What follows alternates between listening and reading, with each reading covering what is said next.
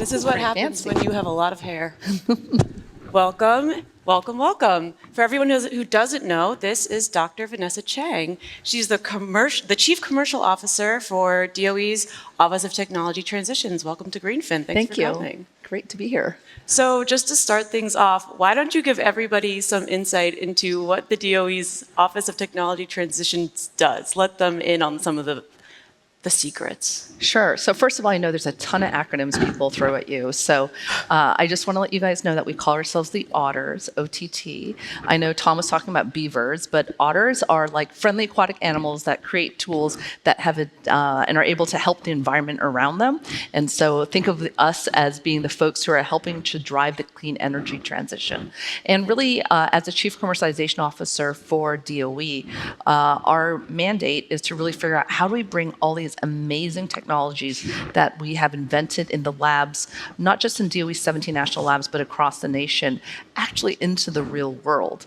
And so the work that we're doing is to catalyze all the money that we've gotten, $1 trillion from Bill Iron chips, to catalyze that to encourage the private sector to use their money to actually help bring these technologies to life. And so you'll see a theme of commercialization is it's private sector led and government enabled. So how do we use the $1 trillion to buy down risks to the point where the $23 trillion can step in to bring these technologies to the market? I think everybody here is probably a fan of the 1 trillion. I'm a bigger fan of the 23 trillion, but I'm a fan of both. Oh, good point. See, this is why I write, and I'm not a mathematician. So I think something that's really important that we should go into is the Liftoff reports. And you are one of the authors of the Department of Energy's Liftoff reports. So could you give us a little bit more detail on them and why investors should find them important? Sure. So here at OTT, we quarterback the Liftoff reports, which are basically roadmaps for what it takes to actually bring these clean energy technologies actually to market. As a PhD scientist, I suffered from really just focus on the technology and really trying hard to drive the technology readiness of things. But you can have something work, but it doesn't mean it actually can get to deployment because of unit cost economics and all this other kind of stuff. And so one of the things I was really trying to figure out here at OTT, we try to catalyze ecosystems. So the thing I was trying to figure out is how do we bring the private sector, academia, the startups, all these people together on the same page of what it's going to take to bring these technologies to life. Because there's not one single organization that can do this. And so I was inspired by Semitech when they had created these roadmaps in order to help double number of transistors on a chip. And also by the Manhattan Project, we're able to catalyze the entire nation to do something pretty big, pretty fast. And that is what inspired the Liftoff reports, which are basically almost like roadmaps that really has the input from the private sector of what the unit cost economics need to look like. What are the other barriers like permitting or things that are actually preventing these things from taking shape? And so we've published 11 Liftoff reports, which you can find at liftoff.energy.gov. That's liftoff.energy.gov. And the reason why all of you guys who are doing finance should think about this is we are looking at the risks beyond technology that are preventing these things from actually making it to market. So as people who do finance, you're thinking about what is the risk profile I'm willing to bet against? And this is exactly what we're trying to do, is get everyone on the same page of what needs to happen. And we started with long duration energy storage, nuclear, carbon management, and hydrogen. And if you go to liftoff.energy.gov, you can see the others that we've done. And we are continuously updating these as we get new information. Because what we know now is not going to be right 6 months from now as you learn more. And that's the nature of commercialization. And so that's why I'm super excited about this, is it's really private sector led and government enabled example of how we're doing that. That's fantastic. So I would imagine that you want investors to look there first as a way to get the first step into the door to get towards that commercialization aspect that DOE's OTT is really working towards. And we know that the commercialization of nascent technology is absolutely vital to the clean energy transition. I don't think anybody here would disagree with that. And we know OTT is like if not the key player in catalyzing all of that happening. So can you go into the role that OTT serves when it comes to de-risking some of this technology as it's on its path to commercialization? Yeah, sure. So we do have money that we invest in through programs that OTT quarterbacks. One of the things we have is a technology commercialization fund where we're trying to understand how do we move things from development to demonstration and deployment. So if you think about commercialization, it's research to development, demonstration, deployment, the RD&D continuum. And really what we're trying to understand is what is it going to take to move across these phases as efficiently as possible. And so another thing I want to share with all of you is something we created called adoption readiness levels. So everyone is obsessed with TRLs, and many large companies focus on technology stage gates. But as I mentioned earlier, that is not enough to actually drive to deployment.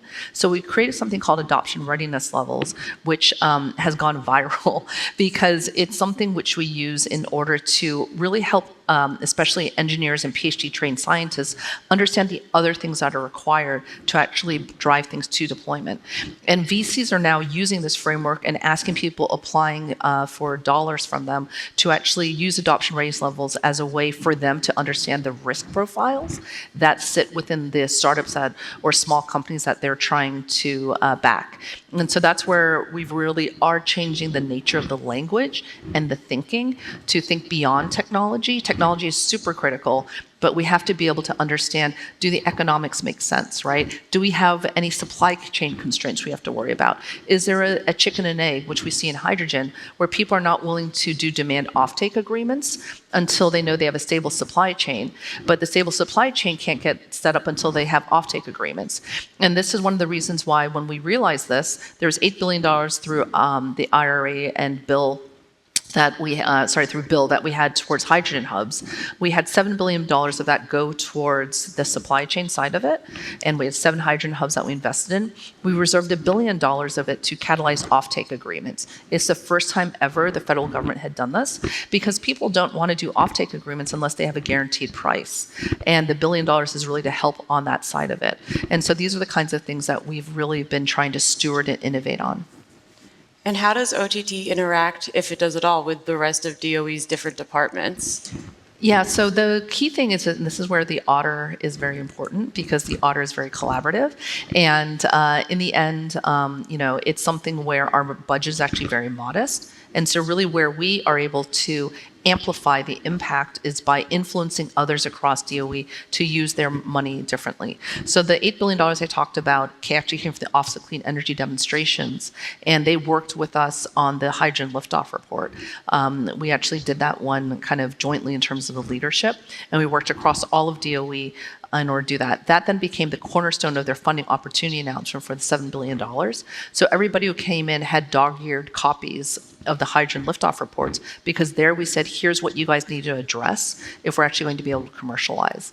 And so every single one of these liftoff reports, there are parts of DOE where it's relevant that are actually co-leading it with us so that we are then using it to influence the money going out the door and the $1 trillion going out the door. Fantastic. And so OTT is currently in the second round of its EPIC program. EPIC stands for Energy Program for Innovation Clusters, which is essentially an incubator fund.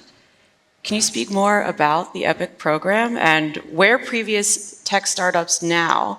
And can you talk at all about some of the applicants for the current round too? That I cannot do, but what I can talk to you about, I know. But one of the things that I will say is startups are so critical and small business are so critical to the growth of the nation and what we're able to do. And one of the things that we know is that companies that are supported by incubator have a 5-year survival rate of 87% versus companies who don't have a 44% survival rate.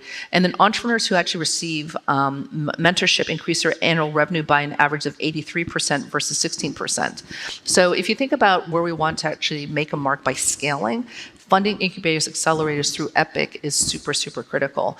And the thing that's great is it's not just a mentorship, but they also get a chance to access R&D, prototyping, manufacturing facilities, get a chance to get into the network of supply chains and things like that. And so far, the EPIC program has done really well. We actually just had an EPIC pitch event. It was called the Purple Pitch to honor Prince, or the artist formerly known as Prince, in Minneapolis. And so far, we've made over 80 awards worth $19 million to incubators. And and some startups in over 30 states in Puerto Rico. And a third of the awards occurred over the last 2 months, which is pretty exciting. So we haven't quite seen the effect. But among the rest, we've supported over 230 startups with the things that we did before then.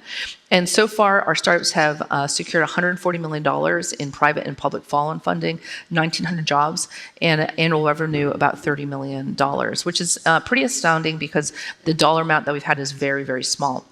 And so one of my favorite examples of a company that has actually used a lot of OTT's programs is a company called Claw Industries, which is based in upstate New York, where these were some University of Rochester students who had a low carbon cement that they really wanted to commercialize. And they had this idea and they applied to OTT's Energy Technology University Prize, where they won $25,000 and used the money to create a prototype of their sidewalk with their cement. That was then used to apply for an SBIR phase 2 out of EPA, and they won over $1 million on that. We then put them into one of our incubators in Epic, where they got a lot of the support and mentorship they needed, and then they were then put forth for an Epic startup competition where they won $100,000 and actually used it to buy a cement mixer because their cement was not yet qualified and people didn't want it in their trucks. So if you go to upstate New York, you'll see a big yellow cement mixer which has OTT branding on the side of it, which is kind of exciting. But the thing I love is they're about to break ground on a new manufacturing facility. They've already manufactured 50 tons of concrete, which is incredible given the fact that these are students who had just won that $25,000 less than 2 years ago. So really small dollar amounts can catalyze amazing entrepreneurs when the heart and the energy and the economics and all that makes sense. And if people in our audience want to go and see some of the startups that you just mentioned with the funding, where can they find? Is there a list somewhere? Yeah, there's a list. We have maps. Like the DOE is all about maps. We're like Dora the Explorer with all kinds of maps. So you can go to Epic and find our Epic maps and click on those and find the incubators. Wonderful. And we're starting to get to the end of our time. So I think what I really want to ask is, what is the one main takeaway that you really want this specific audience to know about DOE and OTT? Well, first of all, I want you guys to know that here at the DOE, there's many of us who actually come with a private sector background. And so the DOE is really different now than it was, I would say, even when I started as a day one appointee with Biden.